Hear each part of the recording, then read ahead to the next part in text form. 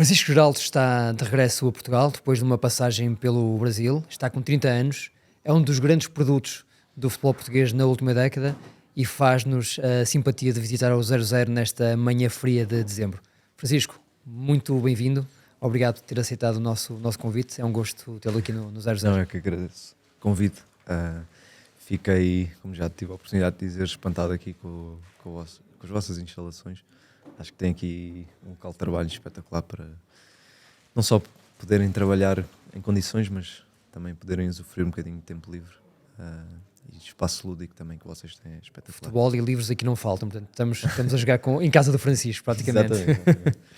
Francisco, começando pelo presente, esteve agora meio ano no Brasil, quase meio ano no Brasil na Série B.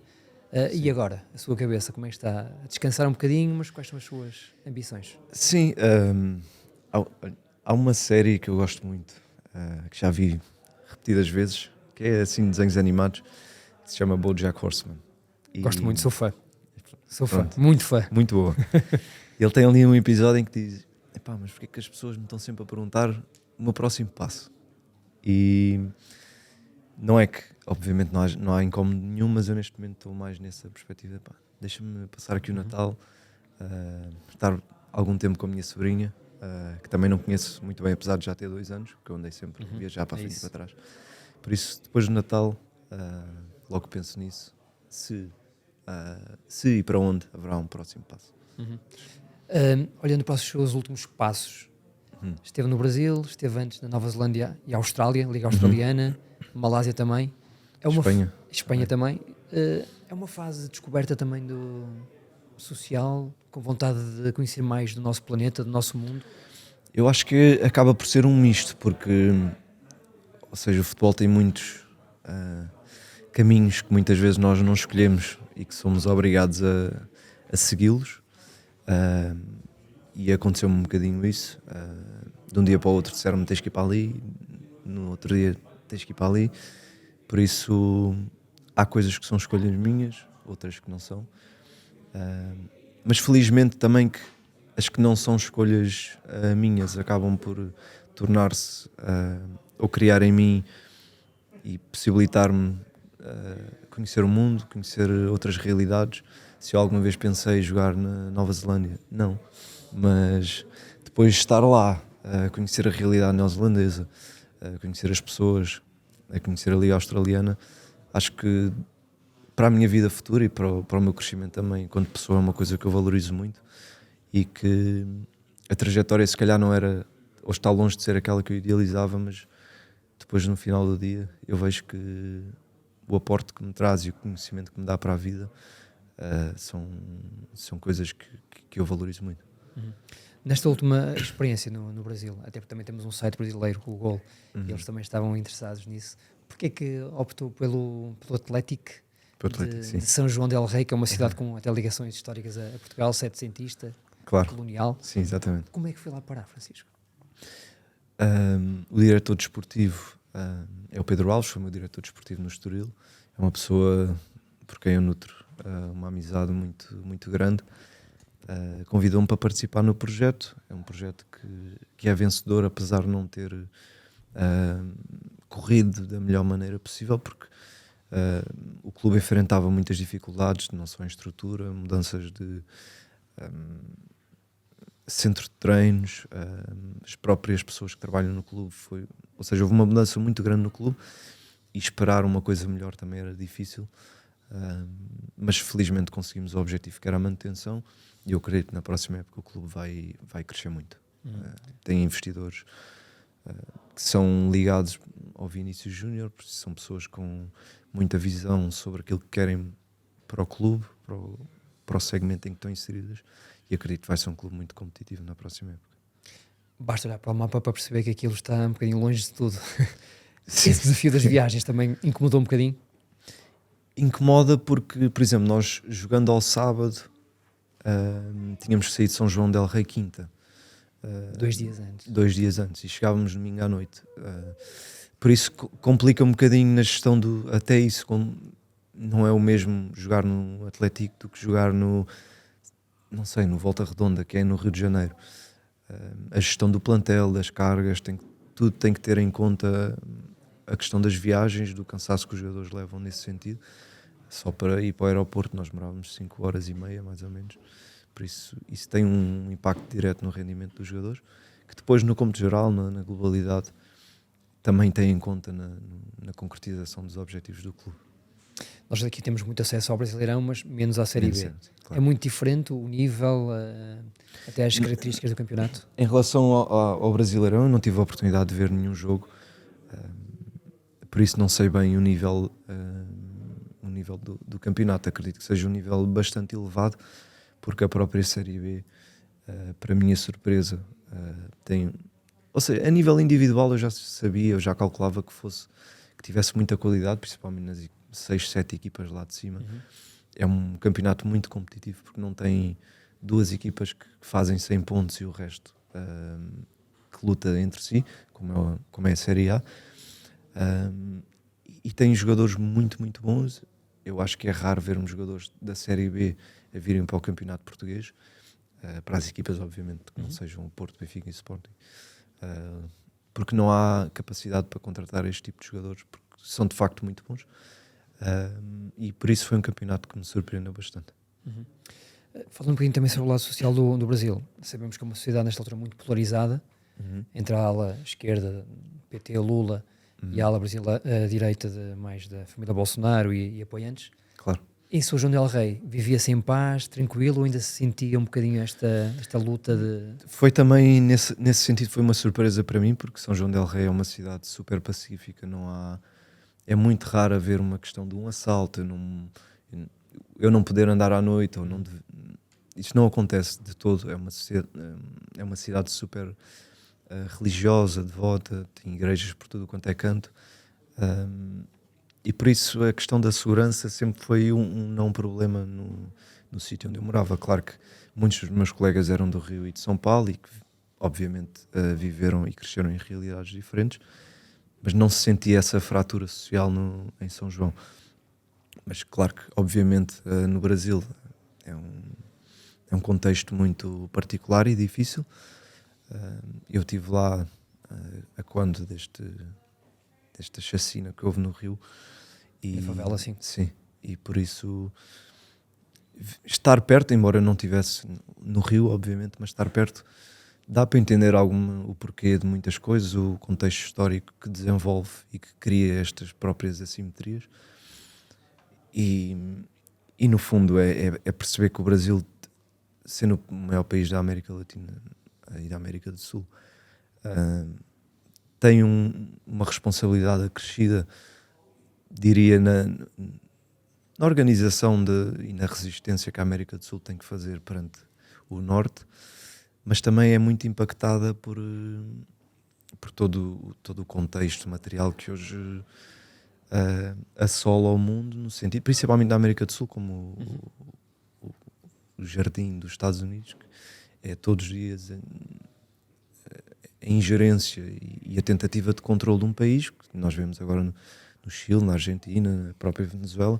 Há ali uma guerra que se nota depois no dia-a-dia de controle de um país, numa nação. Pronto. O Francisco, ao longo destes anos, antes de começarmos a gravar, cometi esta inconfidência, que já tinha esta vontade de falar consigo sobre muita coisa que não só o futebol, mas ao longo destes anos no futebol, nos balneários, num ecossistema muito peculiar como é um balneário de futebol, costuma ter interlocutores, colegas de equipa interessados nestas questões, ou normalmente é um bocadinho um lobo solitário quando se fala em política e não só, em música? Eu ao princípio, ou seja, no início da minha carreira, era uma pessoa assim, sou muito diferente obviamente do que era na altura, e sentia-me um bocadinho frustrado nesse sentido, mas obviamente fui crescendo e percebendo que não tem sentido nenhum, não tinha sentido essa forma de eu me sentir assim meio que preso, reprimido, não é? Sim, um bocadinho. E fui crescendo e aprendendo e percebi que há muito mais mundo, mais vida, e comecei a abrir mais também nesse sentido em contexto balneário. Eu gosto muito de me lembrar de uma história, não vou dizer quem que era o colega, mas estávamos assim a conversar, era um dos meus melhores amigos no futebol, estávamos no balneário e ele estava com aquelas... É sempre um jeito de brincar com a forma como nós conversamos. E ele, para ti depois tudo vira tudo uma ditadura, as pessoas são todas iguais. E ele, uma provocação para mim. E eu, olha, até pode ser que sim, não sei. Mas, por exemplo, tu olhas aqui à volta, eu vou dizer assim ao João, tu olhas aqui à volta e quantos aqui é que tem uma mala do Louis Vuitton e aqueles ténis assim brancos, que eu não sei o nome. Mas pronto, são os ténis específicos, espalhafatosos, claro, que muita gente tem no futebol. E ele, pois realmente estão aqui todos, quase todos, com aquela bolsinha da Louis Vuitton. E eu depois perguntei logo de seguida: João, o que é que a tua... Foi assim, uma conversa de uns 10 minutos. O que é que a tua mãe faz? A minha mãe é empregada da limpeza, limpa casas. E ela, pronto, tem contrato? Não, ela limpa 3 casas, limpa umas escadas também. E eu, ok. Tu viste muito a tua mãe quando eras criança, no teu crescimento? E ele, não, a minha mãe, pronto, o meu pai não está presente, a minha mãe ficou ocupada de trazer os rendimentos para casa. E eu, ok. E tu tens irmãos? Eu tenho. Mais novos, sim. E quem é que cuidava dos teus irmãos? Pronto, era eu, como irmão mais velho, via-me obrigada a cuidar deles. E eu perguntei-lhe, no fim destas perguntas assim mais pessoais, então tu não achas que se calhar isso é que é um bocadinho uma ditadura, em que tu não podes ver a tua mãe mata-se a trabalhar sem contrato? E ele até coçou assim a cabeça, pois tu desse ponto de vista se calhar tens razão. E são este tipo de conversas que depois um bocadinho mais profundas que me ajudaram também a libertar-me e a perceber que não sou eu que estou certo, não sou eles que estão errados, é a forma só como vemos o mundo que se calhar pode ser um bocadinho mais além daquela que nós achamos. Essa consciência social, política, nasceu em casa ou surgiu mais tarde na sua vida? Eu acho que sempre fui uma pessoa muito rebelde nesse sentido, porque o porquê sempre teve muito aqui na ponta da língua. Mas porquê que eu tenho que fazer isto? Exato. Tanto em contexto de futebol, porquê que eu tenho que passar por ali e não posso ficar com a bola? Porque o futebol tem o meu período assim, de crescimento e até de profissional, ou seja, já após 18 anos, tem que ser tudo muito como o treinador quer, como o clube quer, e eu percebo isso porque o treinador tem que controlar 23 cabeças. Se tiverem os 23 a perguntarem porquê, complica um bocadinho. Mas também acho que é esse um bocadinho o papel do treinador. Fazer com que o porquê seja aglutinador e que os jogadores entendam que têm que ir para ali porque faz sentido e porque será melhor para eles. Mas eu sempre fui uma pessoa... Ou seja, eu cresci num ambiente muito favorecido. Sou uma pessoa que nunca faltou nada. O meu pai e o meu avô materno sempre me foram buscar ao colégio, deixar ao treino. O meu pai às vezes ia-me buscar à academia. Cresci num colégio católico. Em Lisboa sempre? Em Lisboa sempre. Ou seja, eu poderia muito bem, ou seja, o mais provável era que eu fosse aquela pessoa que dizia, vocês são pobres porque não se esforçaram, porque eu esforcei muito. Só que isso nunca fez sentido na minha cabeça, porque nunca consegui normalizar uma pessoa que dorme na rua. Nunca conseguia, olha o que é, né?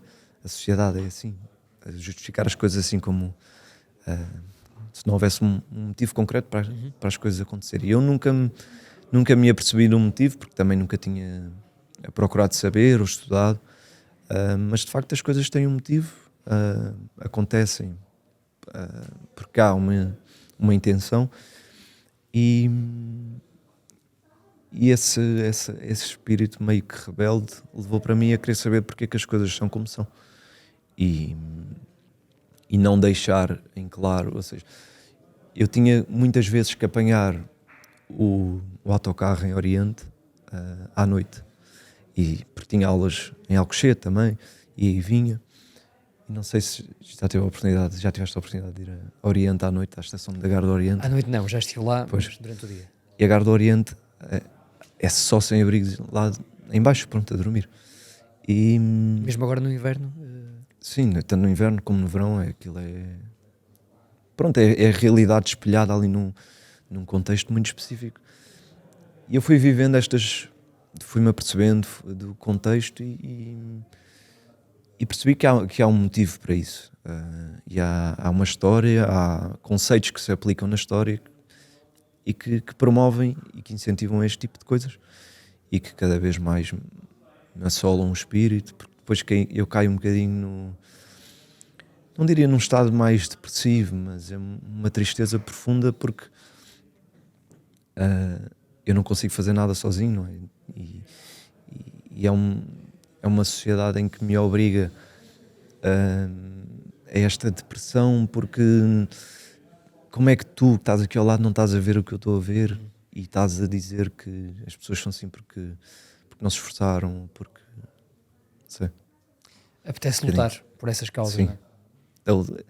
Eu ando sempre nesse limbo de pá, se eu penso nisto todos os dias, se eu penso em Gaza todos os dias, eu vou ficar maluco. Por isso é uma luta assim difícil de se ter. Francisco, e como é que um ser humano, um cidadão assumidamente marxista, ou pelo menos seguidor do marxismo, consegue lidar com um futebol que me parece cada vez mais mercantilista, capitalista, onde as grandes decisões da cúpula são tomadas essencialmente a pensar no cenário mais lucrativo? É possível conciliar o prazer com esta ditadura do mercantilista? Eu acho que, tendo, obviamente que eu não sou um estudioso de Marx, porque é uma coisa que exige muito tempo e é complexa, mas também compreendo e já li muita coisa de Marx e de Lenin e tudo, e consigo entender que, obviamente, o futebol como uma indústria que move e gera milhões não é diferente de outra indústria qualquer, por isso segue os mesmos caminhos de concentração de capital, de monopólios que gerem e que de repente há donos que têm 15 clubes, decisões que passam a ser tomadas com vista a lavagem própria de imagem de países. Por isso o futebol segue uma linha que a maioria das indústrias segue e essa não é. Ou seja, o marxismo obriga-me a pensar a retirar um bocadinho a moralidade da questão de pá, isto é bom, isto é mau, mas a perceber que isto é assim que funciona e é assim que é para funcionar. Por exemplo, eu vejo agora um bilhete para a final do Campeonato do Mundo, custa, não sei, $1.000, 1.100. Por isso, o povo, como em todas as indústrias, está cada vez mais excluído da participação. Não sei sequer se, por exemplo, pessoas de Costa do Marfim ou do Senegal podem ir aos Estados Unidos ver o campeonato, se têm visto, se não têm. Por isso o futebol segue uma lógica muito monopolista dá-se o prémio Nobel. O prémio Nobel não, o prémio Aquele da troféu da paz. paz. Uma pessoa que está a invadir a Venezuela, por isso. Era a minha próxima pergunta, por acaso. Como é que alguém que ama futebol, como nós amamos, acho eu, o jogo popular, Claro. reage ao ver aquele troféu criado um bocadinho à pressa nas mãos do senhor Presidente dos Estados Unidos? Não me espanta, não me espanta, porque lá está, o futebol serve também para limpar muita imagem de determinados contextos, países.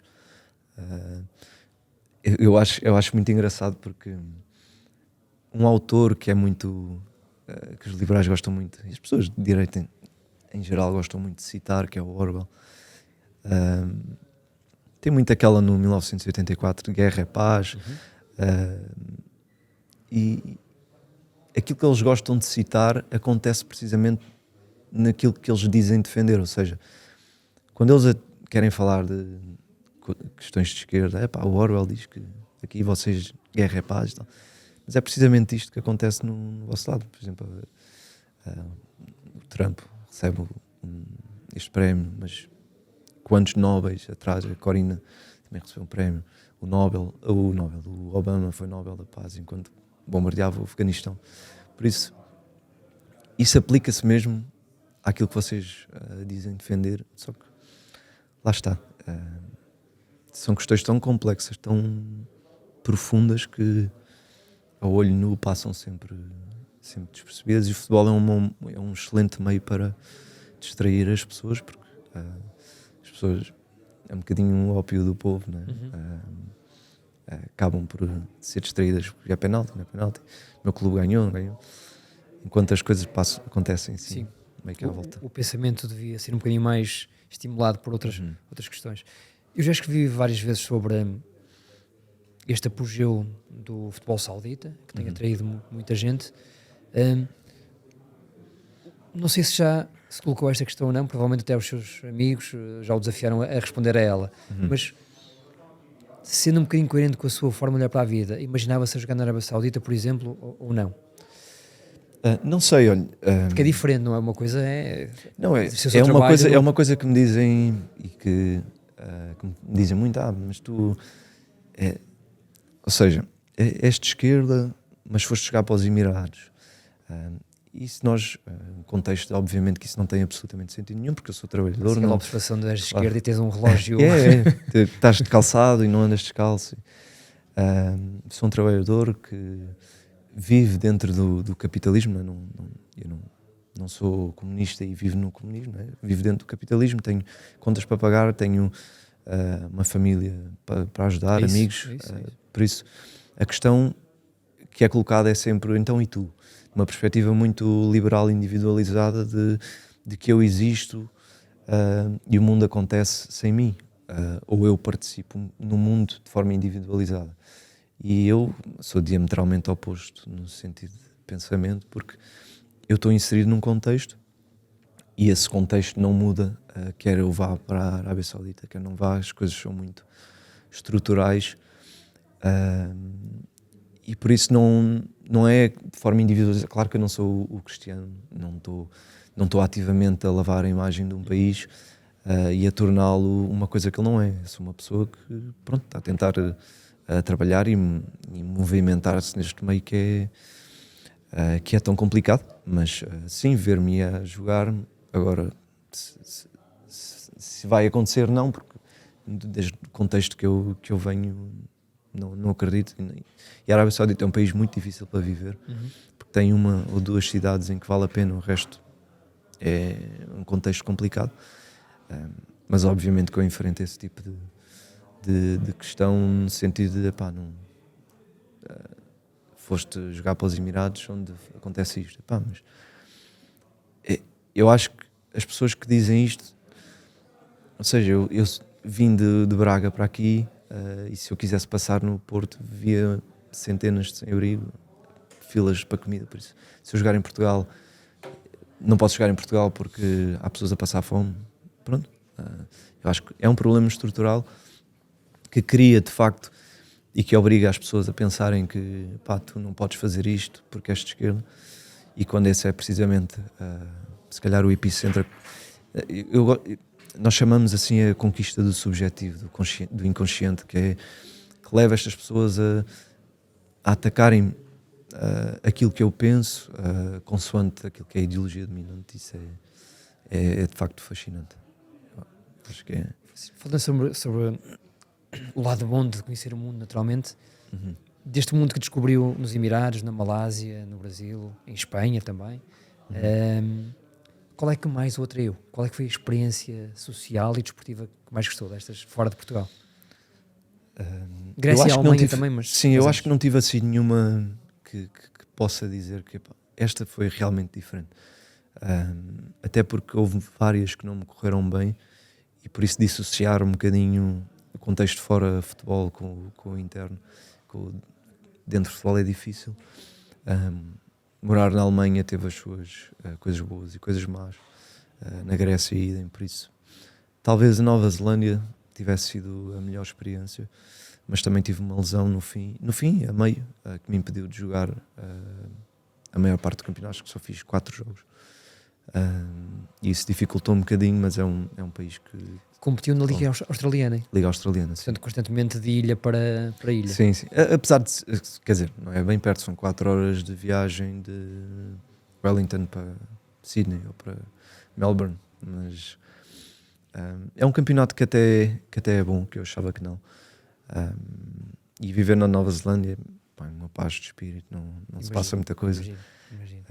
E os neozelandeses são pessoas, pá, espetaculares, mas depois tem, lá está, é um contexto super colonial, em que o povo maori claramente passa 100 vezes mais dificuldades, porque tem o contexto das suas terras terem sido roubadas, ficam com os empregos mais precários, são a população em que mais incide a questão de sem-abrigo, consumo de drogas é uma epidemia na Nova Zelândia, por isso nós tendemos a achar que a Nova Zelândia é um país de outro nível, só que tem os mesmos problemas que qualquer país colonizado.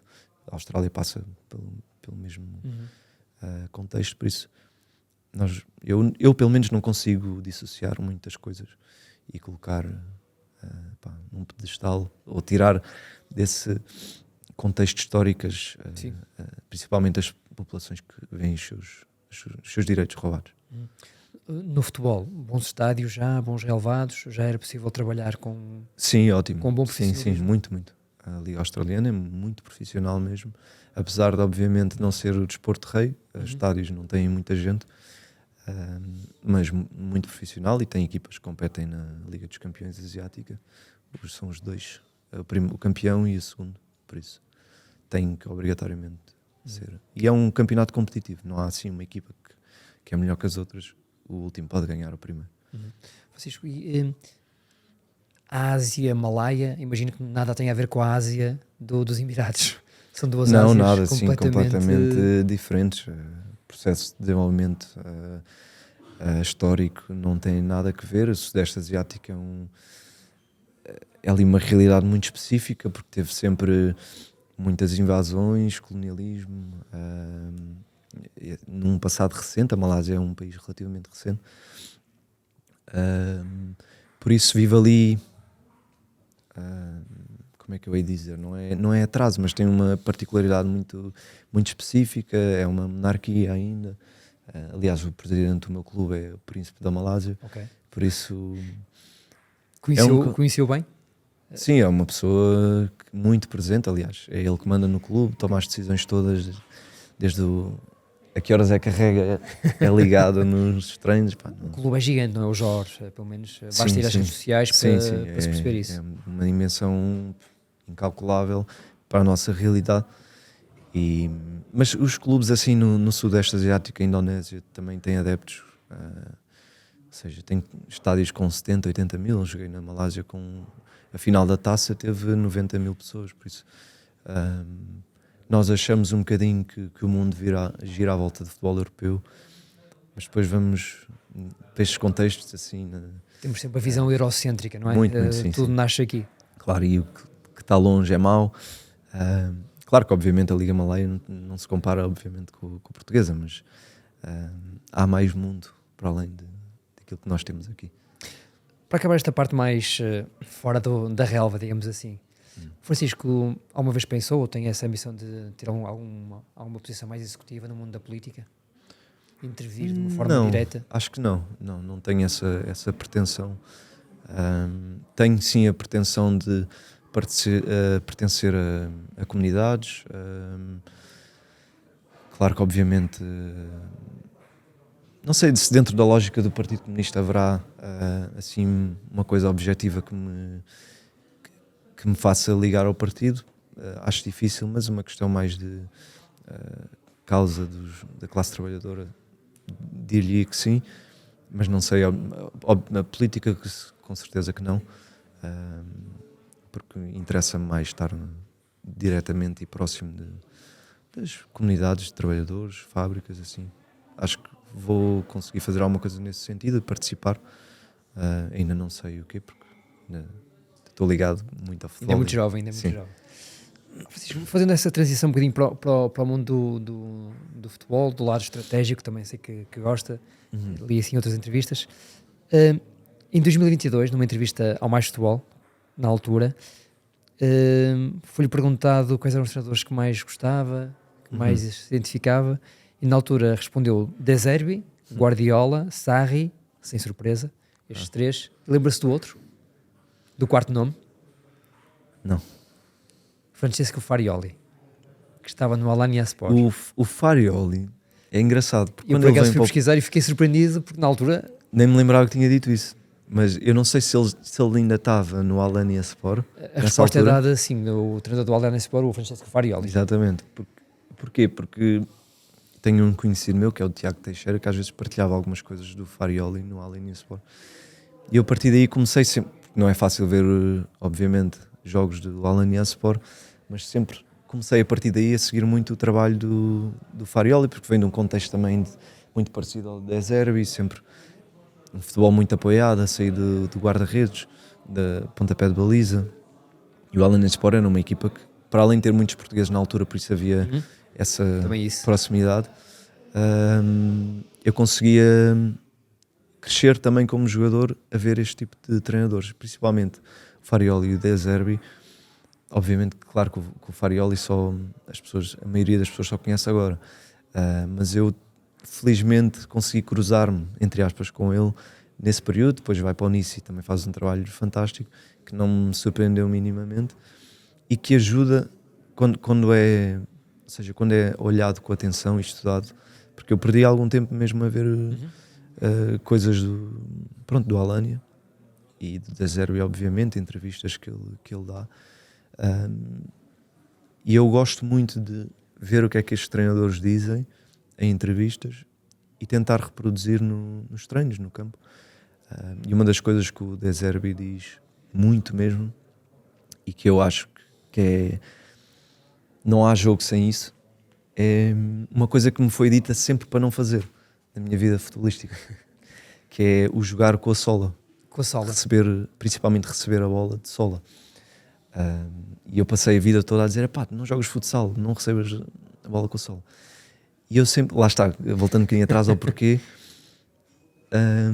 esta entrevista já tem alguns anos de De Zerbi, e eu a partir daí comecei a usar muito mais a sola e o meu jogo, e eu senti que passou para um nível que ok, isto realmente É útil. nem é útil, é uma diferença assustadora para o meu jogo e para qualquer posição, porque centrais, é muito raro ver um central jogar com a sola, receber. Mas é engraçado porque, por exemplo, para quem pressiona, estar a pressionar um jogador que está a jogar de sola é muito difícil, muito, muito difícil. E é este tipo de treinadores que ajudam a crescer mesmo não trabalhando com eles. Quando o Porto foi buscar agora o Farioli, portanto, associou logo esse Sim, eu Farioli. vi Porto este ano vai estar muito forte. Só porque eu Devíamos acho que ter ligado ao Farioli... Francisco na altura, se eu soubesse já isto. Pois, é que é um nome assim meio não, era obviamente desconhecido, apesar de ele ter estado no Ajax e ter feito um trabalho espetacular, apesar de ter perdido ali o campeonato no fim. Era um nome que eu já sabia que, finalmente o Porto agora acertou. Francisco, já agora, falando um bocadinho de treinadores, ao longo da sua carreira já trabalhou com gente importante, ou pelo menos em termos mediáticos. Claro. Qual é que foi aquele que percebeu melhor o seu futebol? Que percebeu melhor o Francisco, no fundo? Isso sem dúvida que foi o Miguel Cardoso. Ainda há pouco estávamos a falar, Em off. a falar sobre ele. Foi a pessoa que eu acho que teve mais capacidade para me perceber em contexto não futebol, e o que é que o não futebol poderia levar a que o Francisco dentro do campo pudesse ser tudo aquilo que podia ser. Eu lembro-me perfeitamente, tivemos um jogo com o Portimonense em casa, ganhámos 2-0, acho eu. E eu tenho um lance na primeira parte em que, lá está, o central não recebe a bola de sola e eu só saio no timing da pressão quando ele baixa a cabeça para receber. Porque há vezes em que o central ou recebe com a parte interna ou com a parte externa. Sim. E quando eles recebem, na maioria das vezes com a parte externa, a recepção vai ser muito... A bola vai ser demasiado para a frente. E o timing da pressão foi bom, porque quando ele baixa a cabeça e vira o pé, eu já saio, porque ele já não me vê. Ele adiantou muito a bola, eu roubei a bola, fiquei isolado com o guarda-redes e tentei fazer um chapéu. Só que a bola só fazia um chapéu à minha sobrinha de 2 anos, porque a bola saiu assim. E eu diria que todos os treinadores por quem eu passei e que tive como treinadores esbracejariam no banco: não podes fazer isso. Criaria ali uns palavrões grandes. E eu olho para o banco assim: pá, já está ali, de certeza que o meu treinador está. E ele estava, boa, não te preocupes. Eu fiquei, eu não estou habituado, não isto. estou habituado a isto. Ou seja, essa possibilidade de eu expressar aquilo que... Porque eu, por exemplo, nos treinos, era uma coisa que fazia muito regularmente. Eu gosto muito nos treinos de inventar, porque sei que me facilita depois no jogo, o contexto do jogo vai ser aquilo que eu fiz nos treinos, por isso. Ter esta possibilidade de ter um treinador que me deixa ser eu, depois ele também está mais próximo de eu morrer por ele dentro do campo. E isso aconteceu muito em diversas situações, e a prova é também aquilo que nós fizemos no Rio Ave enquanto equipa, e a forma como também me correu essa época, que foi mesmo muito boa. O Francisco, o Romano Ribeiro, o Tarantini, o Pelé, dava gosto de ver aquela equipa jogar. Sim. Recordo-me daquela vitória sobre o Benfica 3-2, coisa que é um Claro. jogo histórico. Era um plantel feliz, notava-se dentro do campo. Muito. Ou seja, era um plantel que não só dentro de campo via-se que havia muita fluidez no jogo, os jogadores compreendiam muito. Muitas vezes o que é difícil para um treinador é fazer com que os 11 jogadores, ou os 14, na altura só havia 3 substituições, ou que um plantel pense em determinados, ou em todos os momentos do jogo, pense a mesma coisa. É muito difícil fazer isso porque os jogadores são diferentes, têm trajetórias diferentes de crescimento, e a equipa do Rio Ave conseguimos criar ali o ambiente de que, se o adversário está em bloco baixo e o Lyon, que era o defesa direito, recebe a bola e a pressão é feita pelo extremo, já toda a gente sabe para onde é que tem que ir, para onde é que não tem que ir, e criou-se esse contexto que permitiu ao Rio Ave fazer uma época muito, muito boa, e qualificar-se para as competições europeias nesse ano. Manter a ligação com o Miguel Cardoso. Sim, Ele obviamente. acabou por nunca mais ter grandes trabalhos cá em Portugal. Eu acho que teve uma... eu consegui encontrar um bocadinho um paralelismo com aquilo que foi assim um bocadinho a minha trajetória. Ele, um trabalho espetacular em Portugal, mas depois vai assim para clubes, contextos estranhos, difíceis. Foi para o Nantes, Celta de Vigo também, não é? Celta de Vigo, não correu bem em nenhuma das experiências. Clubes Depois voltou para o Rio Ave. Clubes ingratos porque têm muita dimensão social e depois esportivamente... Sim, e contexto difícil. Eu acho que na altura o Nantes não tinha uma... ou seja, era tudo... Era o presidente que mandava e o diretor desportivo. Muito, muito esquisito. Mas pronto, obviamente não é desculpa, e é o que é. Nós muitas vezes estamos só no sítio errado, e eu acho que neste momento o Miguel Cardoso encontrou o sítio que lhe faz bem, que está a fazer voltar a ser um treinador que mostrou ser, e pronto, eu consigo encontrar um bocadinho um paralelismo nesse sentido. É curioso, porque de facto o futebol dava-vos isso, dava-vos mundo, não é? O Miguel agora está na África do Sul. Está na África do Sul, o Francisco voltou agora do Brasil, é curioso, é uma profissão única nesse aspecto. Francisco, começa a jogar muito jovem no Sporting. Com que idade é que começou a jogar futebol de competição? O 7 ou 8 foi na altura em que eu entrei, acho que foi com 7, sim. Quando entrei com 7... Influência familiar, de amigos? Não, o meu pai dava-se bem com uma pessoa que era treinador de Sporting nos iniciados, que tinha ali uma escolinha no estado universitário em que eu ia, jogava com miúdos de 9 anos, 10 anos, assim mais velhos.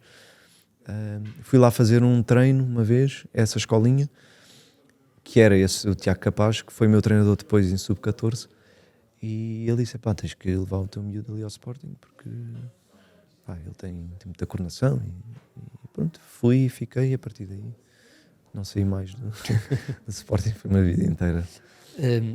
Imagino que tenha sido muito exigente a partir da altura na formação. Conseguiu conciliar com a escola, com os estudos? Ou...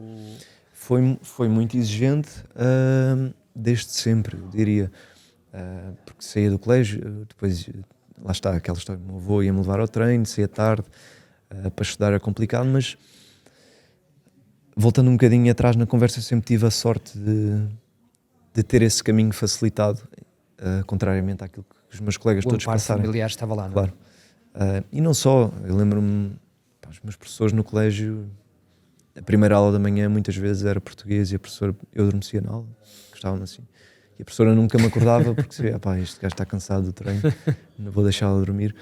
Por isso esse facilitar das coisas, que também foi um contexto de qual eu me apercebi. Eu lembro-me, houve um miúdo no Sporting que era muito magrinho, ele era 3 anos mais novo que eu, um miúdo super magrinho, tinha algum talento, que acabou por ser dispensado, e depois eu vim a saber porque ele comia pouco, não tinha como comer de forma regular em casa. E lá está, sou eu que tenho muito mérito, eu tenho mais mérito que aqueles que não conseguiram, mas que vêm de contextos em que não lhes era permitido, ou custar-lhes ia 10 vezes mais do que a mim. Quando se fala de elevador social... É precisamente isto, não é? E por isso leva-me também a ser um bocadinho mais consciente nesse sentido, porque sei que muitos não conseguiram, não porque não se esforçaram, não porque não tinham talento, mas porque a sociedade em si não lhes permitia, não lhes permite ainda hoje chegar.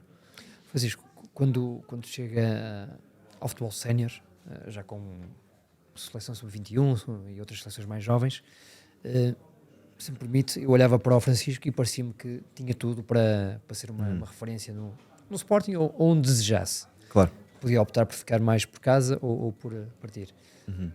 Passado estes anos, onde é que acha que começou a perder um bocadinho essa ligação com o topo do futebol nacional e europeu? Acho que as coisas foram acontecendo um bocadinho devagar nesse sentido.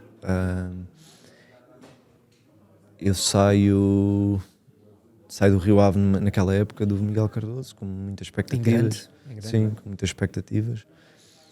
Depois lá está, o contexto não era o ideal. O Sporting tinha acabado de viver o ataque ao Alcochete, um grande rebuliço, efervescência no clube, saída do presidente, saída do treinador, entrada de um presidente interino antes das eleições. Isso complicou muito a minha vida no clube, e eu optei por ir para a Alemanha. Mas o contexto em que eu cheguei ao clube na Alemanha não era bom. Houve muita divergência entre o treinador e o diretor desportivo em relação em relação a contratações. Ou seja, no terceiro dia após eu chegar, o treinador estava na conferência, deu uma entrevista a dizer que não percebia algumas contratações, nomeadamente o meu caso, e ele não tinha como me conhecer após 3 dias, obviamente, por isso. Depois fui para a Grécia num contexto, ou seja, voltei ao Sporting em janeiro, saí no final da época para ir para a Grécia, à AEK, para reencontrar o Miguel Cardoso, e perdemos o primeiro jogo, eu sou expulso, na primeira parte ainda, duplo cartão amarelo. No final do jogo... Não imagino. Não, foram 2 faltas. A Grécia é um campeonato muito particular. Eu sou expulso porque o VAR dá-me amarelo, não é permitido, regra. Curioso. Sim. Entram os adeptos pelo balneário dentro, parti tudo. Treinador despedido, diretor desportivo despedido. No primeiro jogo. No primeiro jogo? No primeiro jogo, na primeira jornada. E a partir daí não jogo mais, porque o clube diz, pá, este gajo veio com o treinador, tem gostado. Tive 1 mês e meio a correr sozinho à volta do campo. Depois acho que vou para o Rio Ave a seguir. Novamente. Segunda passagem ao Rio Ave. Miguel Cardoso também depois entra em janeiro. Temos aquele jogo emblemático com o Milan, mas depois tínhamos divisão no final da época. Esse jogo é inacreditável. Eu acredito, até por ter passado por lá a um nível mais baixo, que deixa moça perder assim. Muito, foi um ano... Temos aqui um Nirvana, não é? Eu acho que foi esse ano, o final desse ano, que me desacreditou um bocadinho de que, pá, eu começo, já venho de 2 experiências muito... Porque depois não é só o contexto futebolístico, é o sair de Portugal para fora sozinho, viver tudo sozinho,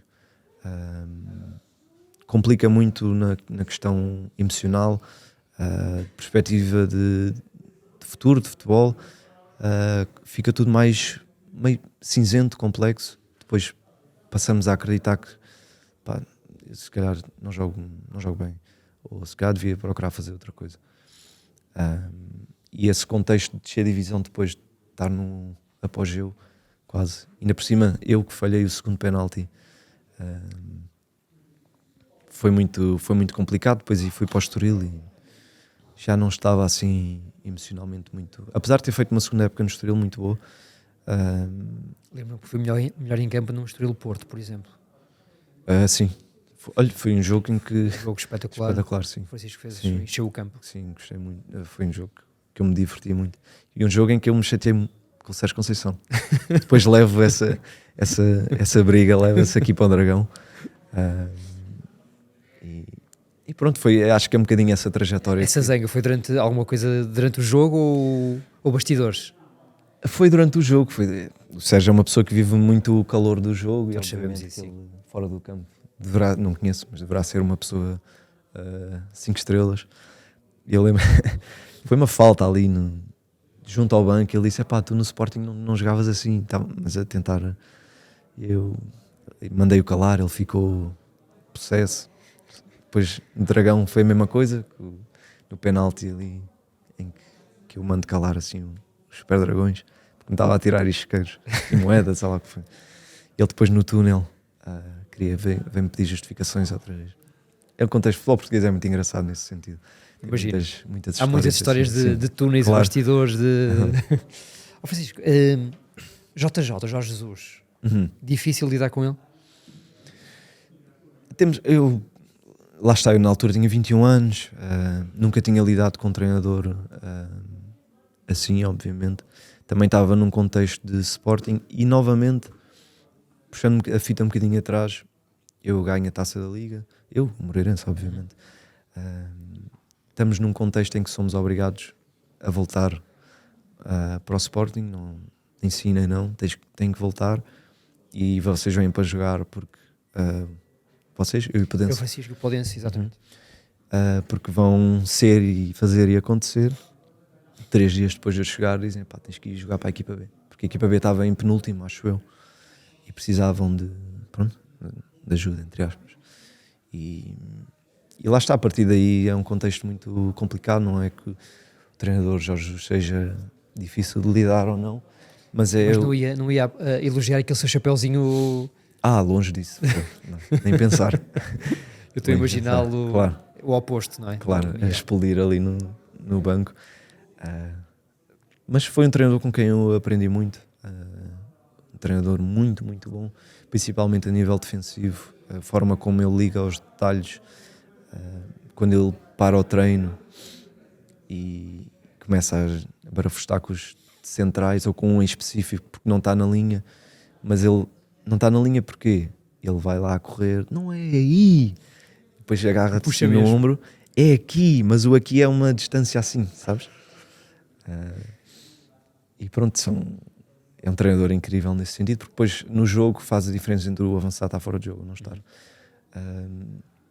E são treinadores com quem eu aprendi muito, o próprio Ruben. O Ruben foi meio ano que esteve, Francisco. Ele entrou ali em fevereiro até junho. Na altura da Covid, na pandemia, sim, não é? Exatamente. E são treinadores obviamente diferenciados que depois fazem os jogadores também serem melhores.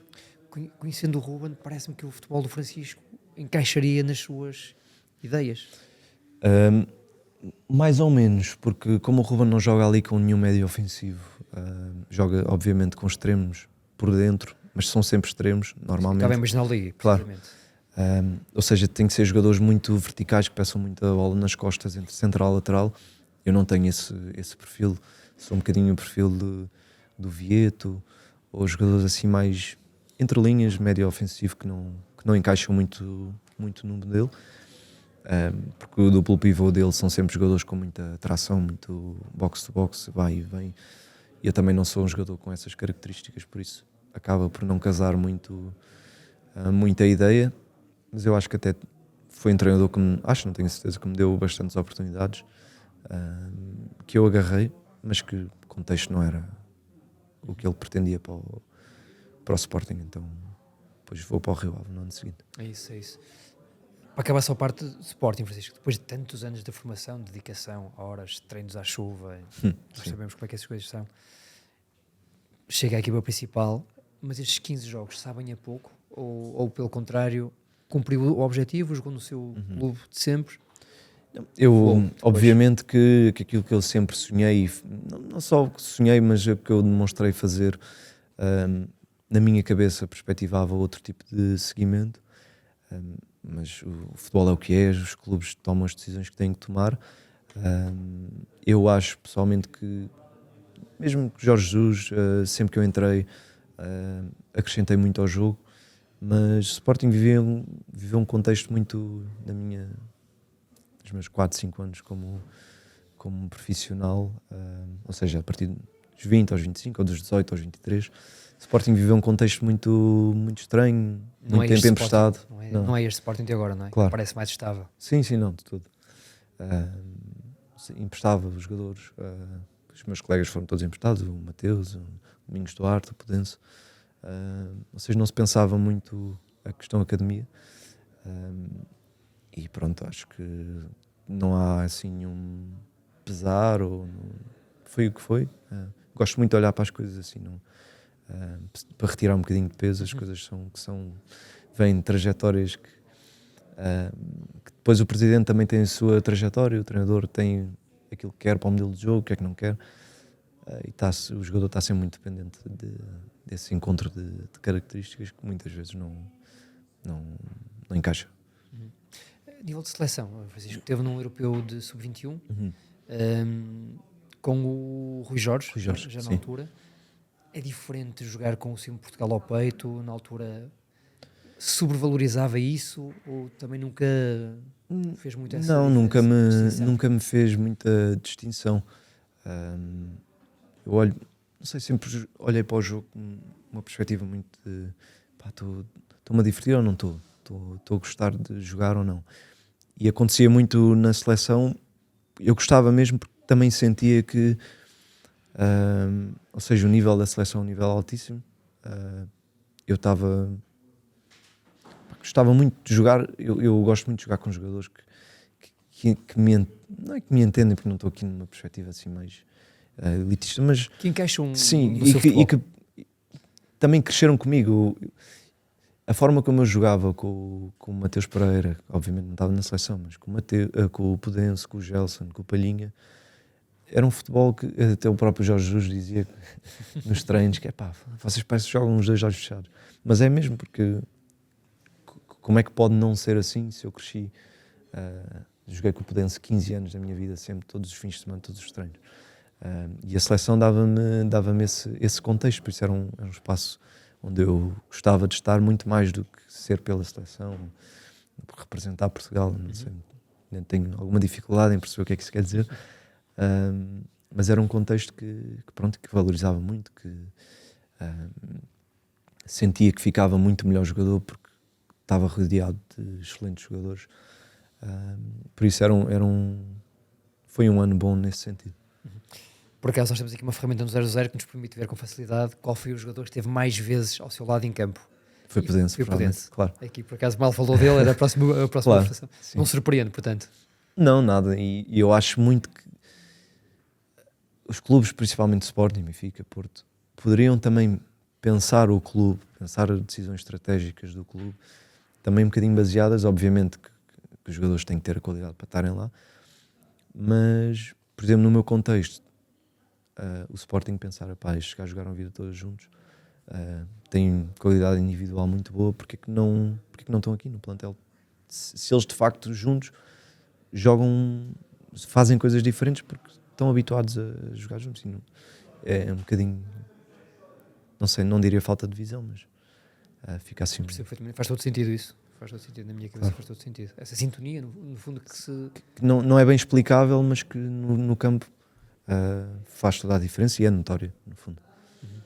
Francisco, falando só um pouquinho sobre o Rio Ave, estamos quase a acabar, mais 3 ou 4 perguntas. O Rio Ave parece-me ser um clube muito ligado à terra, à comunidade pescatória. Sim. Muito enraizado naquela ADN daquela gente dura, rija. E quando chega um investimento faraónico de Atenas, isto desvirtua, impulsiona? Como é que olha para este tipo de... Eu acredito que, não sei, obviamente, mas acredito que não tenha sido acolhido da melhor maneira na Vila, porque porque lá está, são pessoas muito da sua terra, há uma grande rivalidade com o povo, e ver o clube sem nenhuma ligação à própria terra, ou seja, no meu tempo, os históricos do clube, o Tarantini, o Marcelo, que não é da Vila, mas o Vilas Boas, o Pedro Moreira. Hoje eu olho para o plantel do Rio Ave e não tenho assim nenhuma referência. O Graça, mas o Graça não há. Tínhamos o Vítor Gomes, mas que já deixou. Já deixou. Por isso eu acredito que, como vilacondense, que não sou, obviamente, mas pondo-me na pele de. Seja um bocadinho difícil de aceitar e de lidar, porque o clube deixa de ter as suas características fundamentais, acho eu. Está muito mais como um satélite do Olympiacos e do Nottingham do que o Rio Ave que se quer e que os vilacondenses gostam de apoiar. Próximo ano, Mundial, vai seguir com atenção? Gosta destas grandes competições? Não sei, eu tenho um particular gosto pela Argentina, por isso vou seguir a Argentina. Sério? Religiosamente, sim. Tem alguma coisa a ver com Maradona e Messi? Ou... Tem, claro, pelo Messi, neste caso, porque ainda joga. Sou um fã absoluto. E vocês têm ali uma frase engraçada que eu já não me lembro. Melhor do que não tentem descrevê-lo, vejam-no enquanto podem. Acho que é alguma coisa nesse sentido. É de Jorge Valdano. Ok. É uma frase do Jorge Valdano. E achei engraçado estar ali, porque é isso, é um jogador que, melhor de sempre, tem quase 40 anos. Eu não tenho, tem 38, acho eu, mas que está a acabar. Alguma vez se cruzou com ele, não? Não, infelizmente não. Gostava muito, mas não. Ainda não é tarde. Ainda não é tarde nos Estados Unidos. É difícil. Tinha que apagar o meu Twitter para poder entrar. Boa. Bem visto. O que é que está a ler nesta altura, Francisco? Há alguma coisa estou a ler um livro que nos vai ouvir? Sim, estou a ler um romance passado nos tempos tumultuosos da Revolução de 74. Chama-se Revolução mesmo o livro. Não me lembro. Vítor Gonçalves? Manuel Gonçalves? Não sei. É um romance muito bom. Deu-me para entender um bocadinho o que é que foi o pré, o que é que não foi. O que é que foi o contexto da Revolução assim nas pessoas comuns, porque eu só ouço os meus pais a falarem. Mas ler assim o que é que o hotel fez, o que é que não fez, é um romance muito, muito bem escrito, e que acho que é uma mais-valia para quem quer conhecer um bocadinho da história de Portugal. Eu tenho aprendido bastante. Eu diria que estamos no período ideal para conhecermos a história do nosso país. Sim, convém. Aconselharia. Francisco, gosta de ler alguma coisa também sobre desporto ou prefere ficção, biografias? Não tenho muito a particularidade de ler sobre futebol. Tenho lá a biografia do Maradona para ler. Vale a pena. Vale a pena. É obrigatório. Pois. É obrigatório. Estou sempre empancado para ler. Vida, nem falo só de desporto, é um dos melhores livros da minha vida. Mas estamos a falar do mesmo? Que não sei, há algumas. É uma que já tem uma biografia tipo aí já há 10 anos, 10, 15 anos. Esta biografia. Pois não sei qual. Tenho lá, não sei se é essa. Autor, mas sobre desporto não tenho assim o hábito. Li o 16º Round, aquela música do Bob Dylan, o Hurricane. É sobre um lutador de boxe que foi preso. É um bocadinho, tem contexto assim, luta de classes. Que foi preso e impedido de lutar durante 30 anos. Mas fora isso não... Nunca leu já agora, uma sugestão minha para o Francisco, a biografia do Mané Garrincha, do grandioso Castro. Não li. Estrela Solitária. É maravilhosa. Onde é que... Bertrand, FNAC? Acho que eu encontrei isso com alguma no Brasil? Aqui em Portugal. Acho que pelo menos eu fui em 2016 ao Brasil, aos Jogos Olímpicos, e foi o meu livro de bolso. E foi o contexto perfeito para ler. Portanto, fica eu li também a biografia de Sócrates. Sócrates jogador? Sim. Sócrates... Primeiro-ministro não. Francisco, eu queria acabar a nossa entrevista com estas duas frases que encontrei no seu Instagram, porque eu acho que simbolizam muito o que é o Francisco futebolista, cidadão, pensador. E acho que são duas frases lindas, que eu já conhecia muito e também me revejo bastante nelas, que é ao menos ouves o vento, ao menos ouves o mar, do Fado Peniche. Exatamente. Palavras do David Mourão Ferreira que foram imortalizadas pela Amália Rodrigues. Exatamente. É um bocadinho a sua música, a sua letra, o seu slogan? Sim, é um bocadinho. Obviamente que tem o contexto 100% fora futebol. Muita gente também não sabe o que é, por isso passa-me assim um bocadinho despercebido. para dar um contexto, é sobre os presos políticos em Peniche, Uma homenagem, sim. que ouvem o vento e o mar, e que espelham também um bocadinho daquilo que eu sou, daquilo que eu penso, e cada vez mais no contexto histórico, social e político que vivemos, que não está tão longe assim de voltarmos a ver quem ao menos hoje só o vento e o mar. Por isso é uma frase, e a própria música em si, o contexto, a forma como está escrita, são encantadores. Por isso acho que é uma coisa com a qual eu me identifico bastante. Tem vontade de voltar a jogar um dia em Portugal, ou acha que esse... Tenho, sim. Obviamente que é o sítio onde eu me sinto em casa. O campeonato português conheço trás para a frente, e acho que não mudou muito. Tenho visto alguns jogos, não mudou grande coisa. Por isso, sim, tenho vontade, mas também não sei. Lá está, neste momento, o que é que... Voltamos onde ao é que me princípio, vou? não é? Sim. O ciclo Onde é fecha-se que aqui. é claro. Francisco, muito obrigado por esta Eu que agradeço. visita. Espero que tenham gostado da conversa. Acho que Gostei muito, falamos sim. sobretudo geografia, música, Claro. literatura, futebol. Foi Gostei muito. uma boa conversa. Obrigado. Muito boa sorte.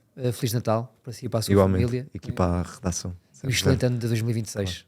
Obrigado. Igualmente. A entrevista a Francisco Geraldes é para ler e ouvir no 00.pt e nas nossas plataformas oficiais.